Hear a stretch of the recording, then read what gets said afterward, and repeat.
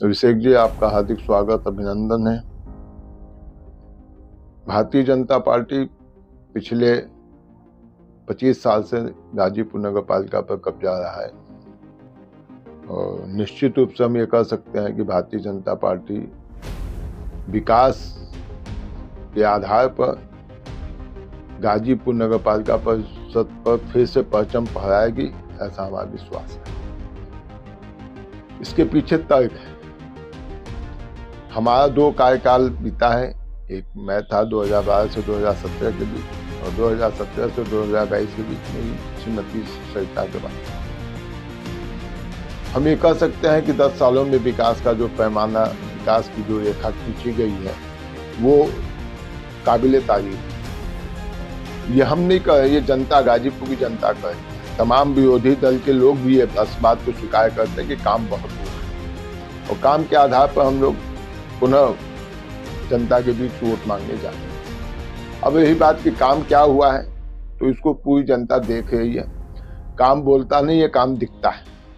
और निश्चित रूप से हम कह सकते हैं कि गाजीपुर नगर पालिका सीमा में 25 वार्ड है और 25 वार्ड में बिना भेदभाव के सड़कों का काम, गलियों का काम, ढक्कन युक्त नालियों का काम, ऐसे तमाम निर्माण के काम हर वार्डों में हुआ है। जिस प्रकार का काम हुआ है और जिस प्रकार की इंटरलॉकिंग लगा के सीसी सड़क बना के नाली के लेवल में लेकर उस गली को चौड़ा किया गया है, ऐसा महसूस होता है कि अब वो गली नहीं रही बल्कि सड़क हो गई। यह अधिकतर वार्डों में इस प्रकार से काम हुआ है। काम गुणवत्ता युक्त हुआ है, जनता के पसंद का काम हुआ है और जनता की इच्छा के अनुसार जो काम हुआ है, निश्चित रूप से जनता इसकी भूल प्रशंसा कर रही है। निर्माण कार्यों के अलावा भी हमने बहुत से ऐसे काम किए हैं जिस पर लोगों की निगाहें कम हुआ करती। जैसे हमने गाजीपुर में आरओ वाटर प्लांट लगभग पिछले कार्यकाल में 10 और इस कार्यकाल में अब तक 9 लग चुके हैं और 12-13 का टेंडर निकल गया है जो बहुत जल्दी लग जाएगा। आरओ वाटर प्लांट लगाने का उद्देश्य क्या था? लगभग हर आरओ वाटर प्लांट 150 लीटर प्रति घंटे की क्षमता का पानी देने वाला लगाया गया है। शहर के विभिन्न चौराहों पर, मुख्य स्थानों पर लगाया गया है और इसलिए लगाया गया है कि जो लोग गरीब तबके के हैं, दलित हैं, शोषित है, वंचित है, गरीब है, मजदूर हैं, ऐसे लोग जो 20 रुपए की बिस्लरी का बोतल खरीद के पानी नहीं पी सकते हैं, इन लोगों की सुविधा के लिए हमने आरओ वाटर प्लांट जगह जगह लगाए हैं।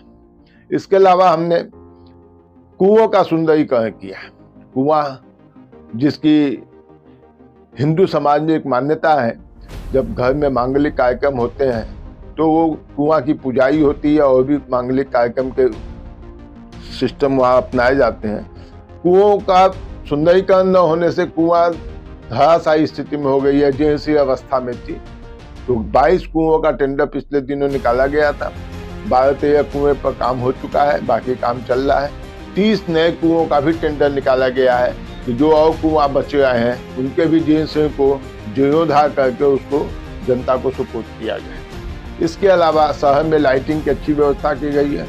डोर टू डोर के माध्यम से कूड़ा कलेक्शन का काम पिछले कार्यकाल में ही शुरू हो गया, जिसके लिए हम कोई शुल्क नहीं लेते। हमने निःशुल्क लेकर कूड़ा को सिस्टमेटिक करने का प्रयास किया है ताकि नगर की स्वच्छता, जो सरकार की मंशा है, आदरणीय प्रधानमंत्री श्रीमान नरेंद्र मोदी जी की मंशा है, स्वच्छ भारत मिशन, स्वच्छ भारत, सुंदर भारत, उस मंशा के अनुरूप हम डोर टू डोर का कूड़ा कलेक्शन निःशुल्क लेकर जनता को, गाजीपुर नगर को स्वच्छ बनाने की प्रेरणा देते हैं। इसके अलावा हमने पानी की सप्लाई को काफ़ी बेहतर किया है। 35 ट्यूबवेल के माध्यम से हमारे शहर की सप्लाई हो रही है। हमने अपने कार्यकाल में भी 3-4 नए ट्यूबवेल लगाए। पिछले कार्यकाल में हमने एक ट्यूबवेल गोलाघाट में, एक ट्यूबवेल चीतनाथ पर और इस कार्यकाल में एक ट्यूबवेल लंका जिसका लोकार्पण होने वाला है, एक ट्यूबवेल टाउन हॉल पर जिसका लोकार्पण हो चुका है, एक ट्यूबवेल कागदी महल जो उर्दू बाजार वार्ड में आता है। उर्दू बाजार वार्ड में कुछ इलाके ऊंचाई पर थे जिस पर पानी की दिक्कत हुआ करती थी, वहाँ भी 10 आस पावर के एक ट्यूबवेल का शिलान्यास हुआ है। आजकल में काम वहाँ शुरू होने जा रहा है। इस तरह हमने पूरे शहर को, नवापुरा क्षेत्र में गंदा पानी आ रहा था, पीने योग्य नहीं था, उस पानी का भी, उस ट्यूबवेल को भी रीबो करके हमने जनता को समर्पित किया है। पीजी कॉलेज के सामने एक नया ट्यूबवेल लग गया है, जिसके ट्यूबवेल का काम पूरा हो चुका है, कमरा बनने का काम होने वाला है, उसके बाद उसको जनता को सपोर्ट कर दिया जाएगा। इसके अलावा हमने तमाम जो पंप ऑपरेटर जिस कमरे में बैठते हैं जहाँ से ट्यूबवेल चलते हैं, उसके मरम्मत का काम हमने किया है। वहीं गाजीपुर में 8 ओवरहेड टैंकों की जो हमारे पानी की सप्लाई देती हैं, उन ओवरहेड टैंकों की सफाई, रंगाई, पुताई का काम भी किया गया है। इतना ही नहीं, भारतीय जनता पार्टी के संस्थापक सदस्य भारतीय जनसंघ में रहे पंडित दीनदयाल उपाध्याय जी की मूर्ति मिश्र बाजार चौराहे पर लगी थी। उस चौराहे को इतना खराब ढंग से पूर्व के लोगों ने उसको इस प्रकार का बना दिया था कि दीनदयाल जी की मूर्ति छिप रही थी, अगल बगल से दिखाई नहीं देती थी, उस पर सीढ़ी नहीं थी, माल्यार्पण के लिए सीढ़ी की दिक्कत होती थी। उसको हमने विधिवत उसका विस्तार करके नया डिजाइन बना के उस पर छत बना के इतना अच्छा सुंदर बनाने का काम किया है। सीढ़ी भी बनवा दिया गया है, उसका सुंदरीकरण हो गया है, टाइलीकरण हो गया है। आज हम ये कह सकते हैं कि गाजीपुर नगर में सबसे अच्छा अगर चौराहा कोई है तो मिश्र बाजार का चौराहा है। पंडित दीनदयाल उपाध्याय की मूर्ति जहाँ लगी हुई है, उस चौराहे के अगल बगल तीनों साइड में हमने HDBC करके सड़क को चौड़ी करने का भी काम किया। इसके अलावा जो गाजीपुर के मसीहा थे, गाजीपुर में गरीबों के नाम से जाने जाते थे, जिनको गरीबों मजदूरों के नेता कहा जाता था, स्वर्गीय सरजू पांडे जी, जो कई बार सांसद विधायक रह चुके थे, उनकी मूर्ति कुछ साल पहले उनकी मृत्यु के बाद लगी थी कचहरी प्रांगण में।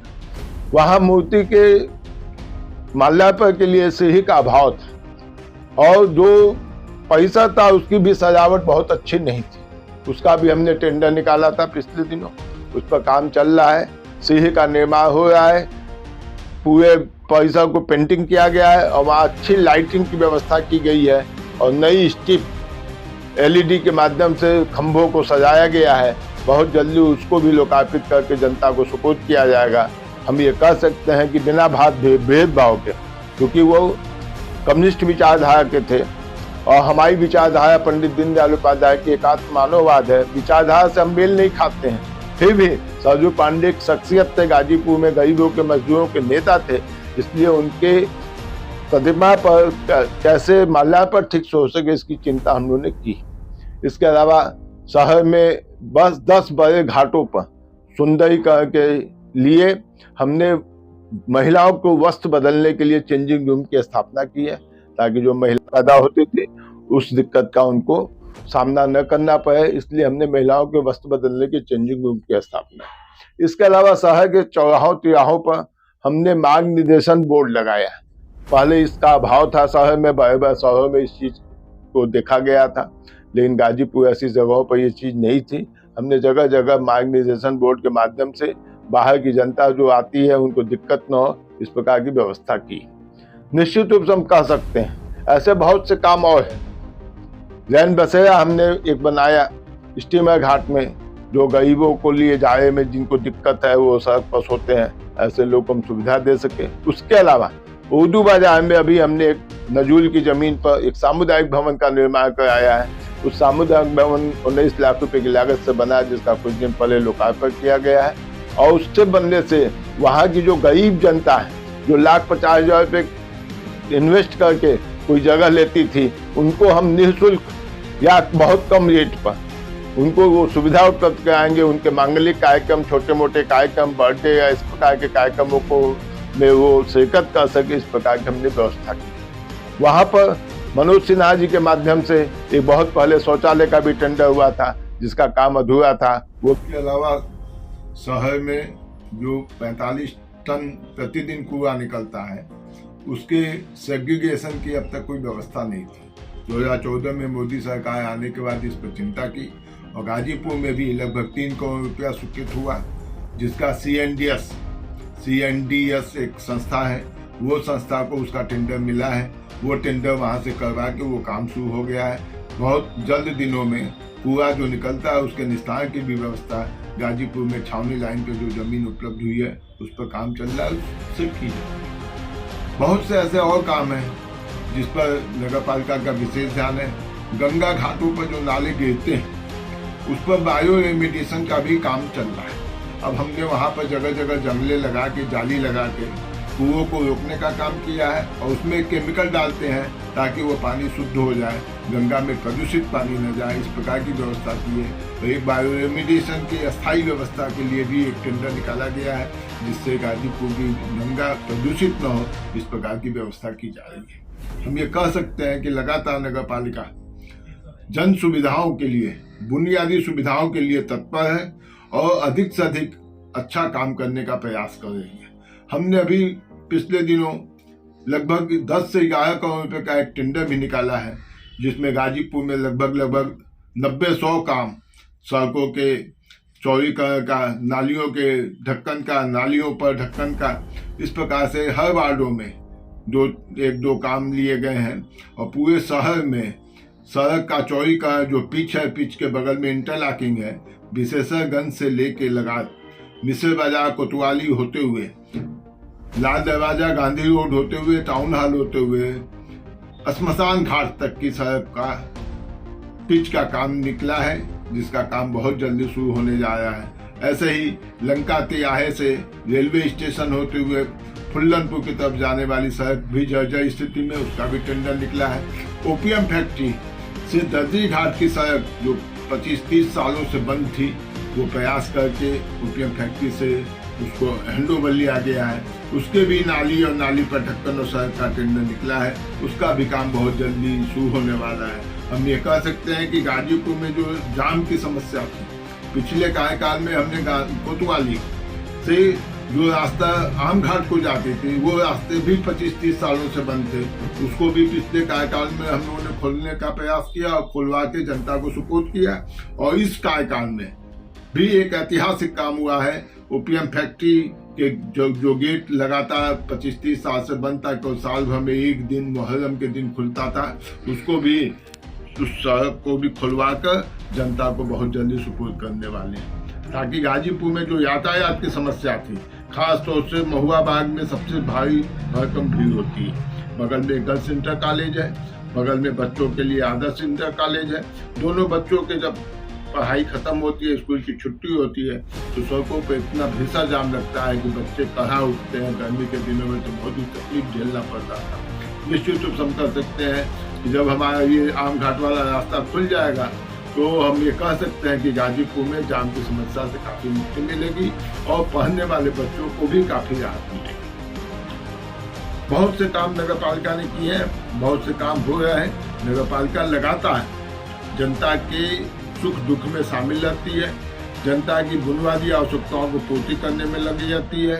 और इस आधार पर हमारा मानना है कि गाजीपुर में नगर पालिका परिषद गाजीपुर पर पुनः भारतीय जनता पार्टी का कब्जा होगा, इसमें कोई संशय वाली स्थिति नहीं है। सबसे बड़ा काम जो गाजीपुर में एक हाउस टैक्स, वाटर टैक्स की समस्या थी, उसका निदान हम लोगों ने किया है। सन 2011 में बहुजन समाज पार्टी की उत्तर प्रदेश में सरकार थी, उन्होंने गाजीपुर की जनता पर भारी भरकम टैक्स लगा दिया था। काफी प्रयास करने के बाद भी 12 से 17 के बीच सपा की सरकार के बावजूद भी वो काम नहीं हो पाया था। 17 के बाद आदरणीय योगी जी की सरकार बनी।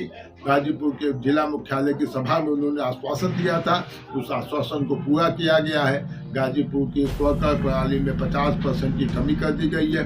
व्यवसायिक दरों को 12 गुना से घटा के 6 गुना कर दिया गया है। और जिन लोगों का पैसा जमा हो चुका है, उनका आगामी वर्षों में समायोजन किया जाएगा, इस प्रकार की व्यवस्था दी गई है।